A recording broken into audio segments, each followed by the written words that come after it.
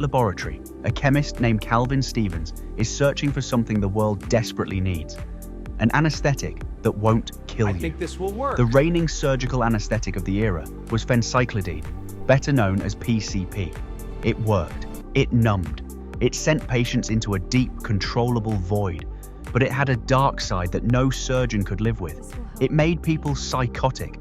Patients waking from PCP anesthesia clawed at the air, screamed at invisible tormentors, and sometimes never quite came back to themselves. The medical world needed something cleaner, something safer, something that stood at the edge of PCP's power without tumbling into its madness. Stevens synthesized CI 581, a cousin to PCP but shorter lived, gentler in its grip. His colleagues at Park Davis Pharmaceutical Company looked at the molecular structure and felt cautious optimism. It was time to find out what it did to a human mind.